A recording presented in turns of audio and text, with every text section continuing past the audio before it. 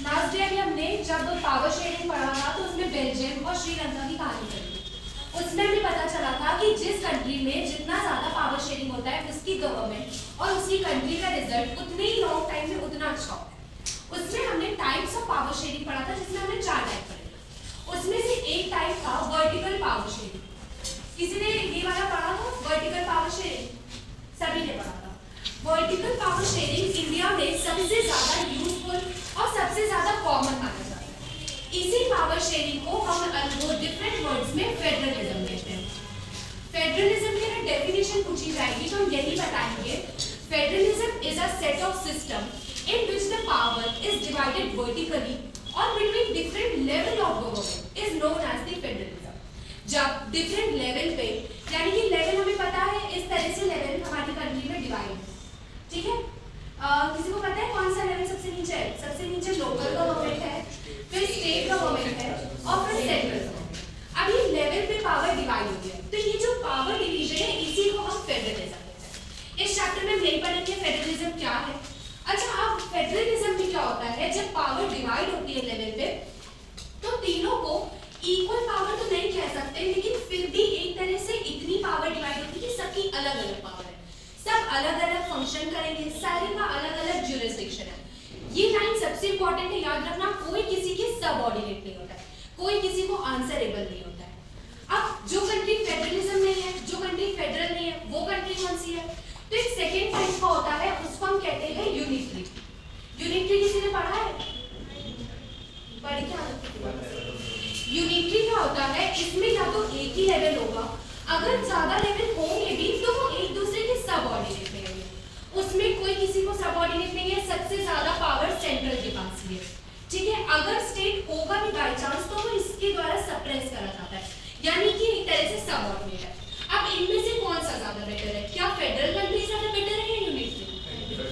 Of course federal है। क्यों? क्योंकि सब कोई भी एक दूसरे के सबऑर्डिनेट है। फेडरल कंट्री के एग्जांपल है India, Belgium, USA, America.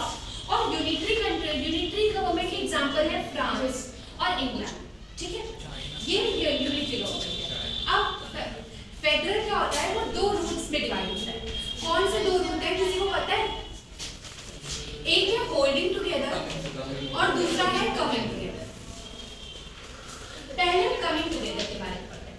Coming together में क्या होता है, छोटे छोटे सब यूनिट्स एक साथ मिल जाते हैं। तो इससे क्या होता है, अब जब ये छोटे छोटे, यूनिटी सुना है, यूनिटी कितनी बड़ी चीज है। अब ये छोटे छोटे अलग अलग की जितनी चीजें नहीं कर पाएंगे ना, ये इसलिए साथ आ जाते हैं। साथ हो जाने से ये एक साथ मिल जाएगा, कोई किसी को सिक्योरिटी दे देगा, कोई किसी को और कोई फैसिलिटी देगा। इसे कहते हैं कमिंग टुगेदर, एक साथ आ गए। कमिंग टुगेदर का एग्जांपल है यूएसए, अमेरिका और स्विट्जरलैंड। हाँ हाँ वही है। और फिर होल्डिंग टुगेदर क्या होता है, जिसमें एक बड़ा पार्ट होता है वो छोटे छोटे स्टेट्स को अपने पास होल्ड करके रखा है।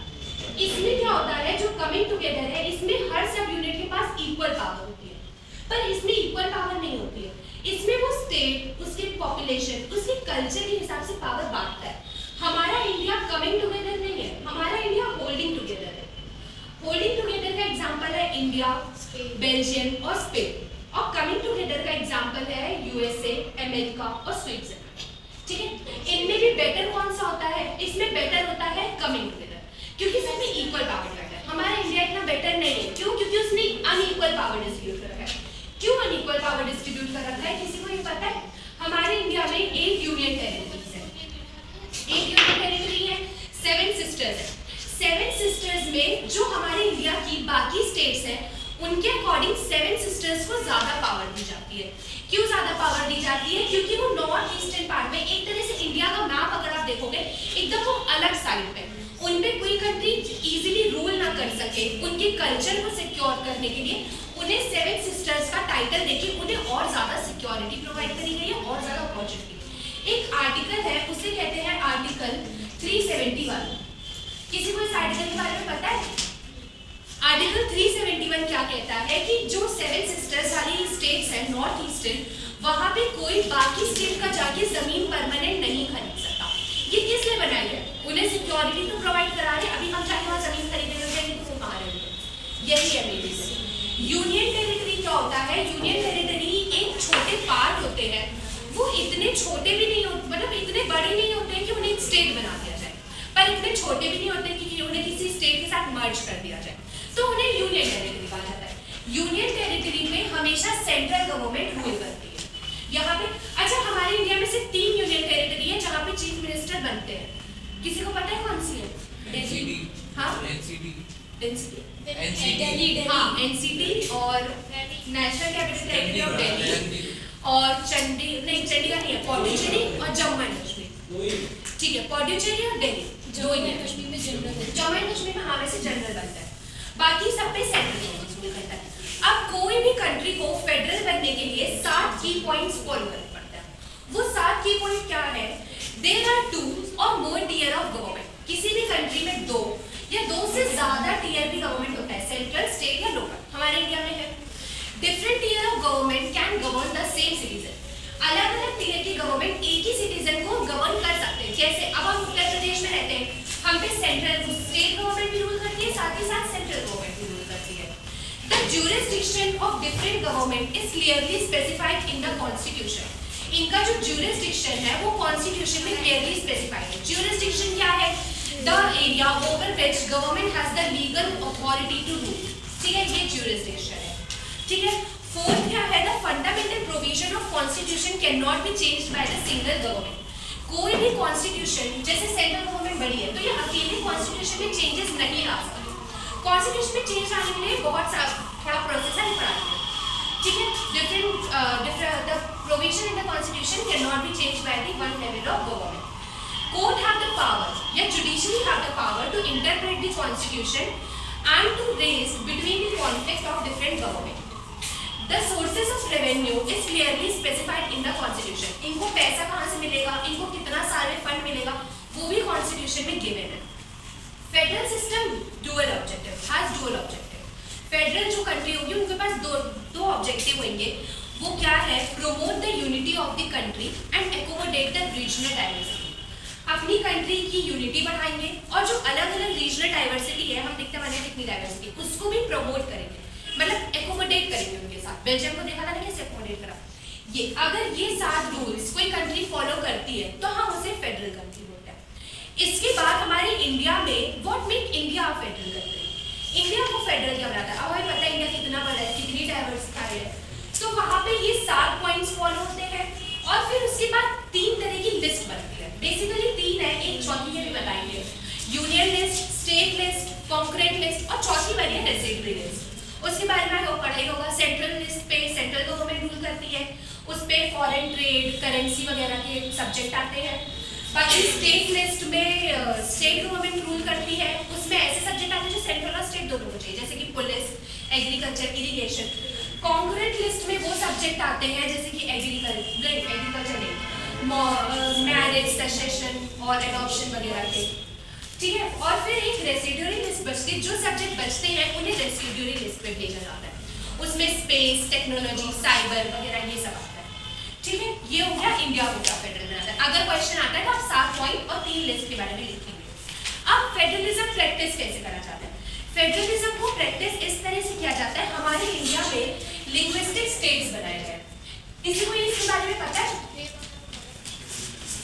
जिन स्टेट्स को लैंग्वेज के बेसिस पे डिवाइड कर दिया जाता है उसे लिंग्विस्टिक स्टेट बोलते हैं। अभी कोई लैंग्वेज है जिसको सिर्फ 0.2% लोग बोल रहे हैं, तो कुछ दिन में उन लोगों पे कोई लोग राज करने लग जाएंगे, उनको कहेंगे कि अपनी लैंग्वेज छोड़ो, हमारी मान जाओ। तो इससे बेटर है उस स्टेट को एकदम अलग कर दिया जाए ताकि उनकी लैंग्वेज सिक्योर हो। उसे लिंग्विस्टिक स्टेट बोलते हैं। हमारी बुक में नहीं है पर एक एग्जांपल याद कर लो।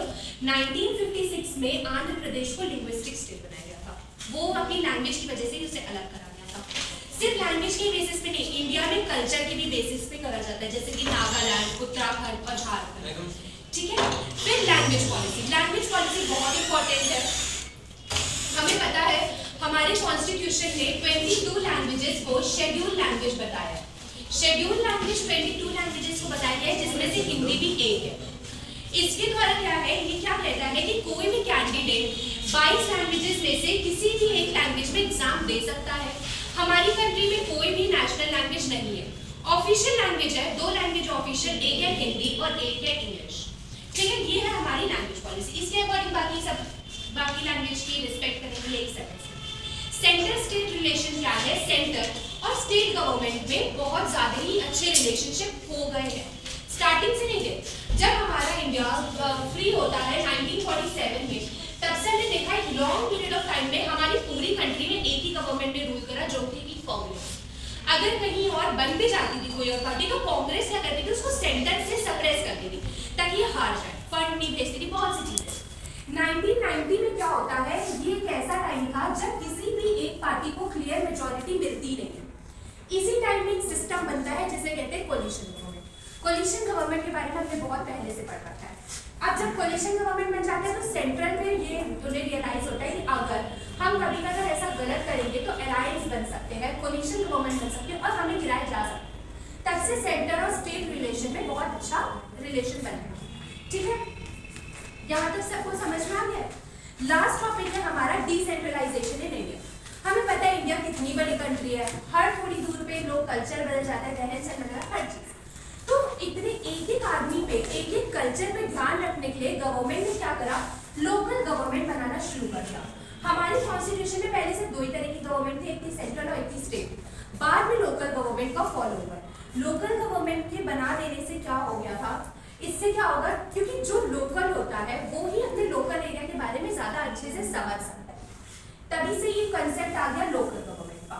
लोकल गवर्नमेंट में 1992 के कुछ अमेंडमेंट है जो कि समझना बहुत इंपॉर्टेंट है। उस अमेंडमेंट के अकॉर्डिंग जो स्टेट पावर है वो अपनी पावर लोकल गवर्नमेंट के साथ भी शेयर करेगी। जैसे कि यूपी है तो यूपी की जो स्टेट गवर्नमेंट है तो वो अपनी थोड़ी पावर लोकल गवर्नमेंट को भी देगी ताकि हर डिस्ट्रिक्ट में इक्वली काम करा जा सके। ठीक है, और रेगुलरली इलेक्शन होने लगे, सीट्स रिजर्व हो गई एससी एसटी के लिए, वुमेन को 1/3 मेजॉरिटी मिलने लग गई। ये सब डिसेंट्रलाइजेशन में अमेंडमेंट 1992 के बारे में दिया गया। अच्छा, एक बात याद रखना, हमारे कॉन्स्टिट्यूशन में 12 शेड्यूल्स है और लैंग्वेज पॉलिसी के बारे में एक शेड्यूल में दिया गया है। ये बुक में नहीं है, याद रखिएगा। ठीक, अब लोकल गवर्नमेंट का स्ट्रक्चर क्या है, ये बस लास्ट टॉपिक है, एक बार समझ लो। लोकल गवर्नमेंट दो पार्ट में डिवाइड है, एक है रूरल और एक है अर्बन। अर्बन में जो बिग टाउन्स होते हैं, इसे बनाते रहना, जो बिग टाउन होते हैं वहां पे म्यूनिसिपल कॉर्पोरेशन होता है। क्या होता है म्यूनिसिपल कॉर्पोरेशन? म्यूनिसिपल कॉर्पोरेशन के हेड होते हैं मेयर। ठीक है, मेयर। और जो स्मॉल टाउन होते हैं वहां पे म्यूनिसिपैलिटी होता है। म्यूनिसिपैलिटी का हेड होता है म्यूनिसिपल चेयरपर्सन। ठीक है, उसके हेड होते हैं म्यूनिसिपल चेयरपर्सन। ये तो हो गया अर्बन का। रूरल का क्या होता है, ये थोड़ा सा कॉम्प्लेक्स है, इसको समझना पड़ेगा। जब एक छोटा सा गांव होता है तो वहां पे क्या होती है, ग्राम पंचायत। ग्राम पंचायत होती है, कई सारी ग्राम पंचायत को मिलाकर बनाया जाता है। ग्राम पंचायत को मिलाकर बनाया जाता है ब्लॉक समिति या फिर मंडल समिति, है ना, ये बनाया जाता है। और कई सारी ब्लॉक समिति को मिलाकर बना देते हैं जिला परिषद। ठीक है, इसको तुम लोग इस तरह से बना सकते हो, इसको इसी तरह से बनाना ज्यादा अच्छा लगेगा। ये इस तरह से, ये सबसे नीचे होगी ग्राम पंचायत, उसके ऊपर होगी ब्लॉक समिति या फिर मंडल समिति, उसके ऊपर हो गया जिला परिषद। जिला परिषद का हेड होता है जिला परिषद चेयरपर्सन, तो ग्राम पंचायत का हेड होता है सरपंच। ग्राम पंचायत नॉर्मल होगी, कॉमन होगी, इसको इलेक्ट करते हैं। ठीक है, आई होप चैप्टर समझ में आ गया होगा। किसी को कोई डाउट है? अगर थोड़ा बहुत कोई टॉपिक छूट भी गया होगा तो अभी जो हम एमसीक्यूज करेंगे तो हो जाएगा। Federalism is based on which type of power sharing? कोई आंसर दो, एक इंग्लिश में दिखाई देना चाहिए। कोई एंजॉय एक्सपीरियंस आज को shift which of the following is not a federal country? कौन सी फेडरल कंट्री नहीं है? इंग्लैंड। थर्ड क्वेश्चन है which of the following is wrong for federal government? Different people can be governed by different government. The federal government has dual objective. Courts have the power to make laws. Yet there are more than 2 tiers of government. इसका सही option है सी। C option जो है इसमें क्या कहा गया है, court have the power to make laws. Court law अकेले नहीं बना सकता है। लॉ को प्रेसिडेंट या पार्लियामेंट भी नहीं अकेले बना सकते, पहले वो दोनों हाउसेस पे पास होना चाहिए, at least half of the majority तो 2/3 मेजॉरिटी के साथ, और फिर पूरी इंडिया में जो लेजिस्लेटिव है एटलीस्ट 14 कंट्रीज का अप्रूवल चाहिए, इस तब जाके लॉ बनेगा, कोर्ट अकेले नहीं बना सकता, इसलिए इसका ऑप्शन है सी। Jurisdiction is area of control. Government have legal authority over that. Define as geographical boundary या all of the above. कोई एक जल्दी बताओ खड़े होकर। ठीक है। D. All of the above.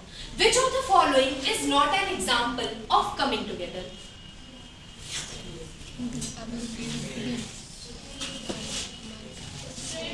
Spain. Central government can rule on इसके दो ऑप्शन है, एक है सेंट्रल लिस्ट और दूसरी है कॉन्करेंट लिस्ट। ये दोनों लिस्ट पे नहीं, हाँ कॉन्करेंट लिस्ट नहीं, अगर आपको ऑप्शन 2 का नहीं दिया गया होगा, एक ही होगा तो सेंट्रल भी करोगे। Next, in which schedule the language policy is given? 8th schedule. Which of the following is the official language of India? D. Both A and B.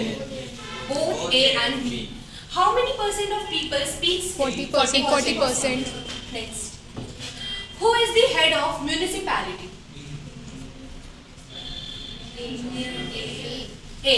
Mayor. Municipality के head mayor होते हैं और municipal corporation के head नहीं, municipal corporation के head mayor होते हैं, municipality के municipal chairperson. In which year the concept of coalition government form? 1992. कौन सा ऑप्शन है?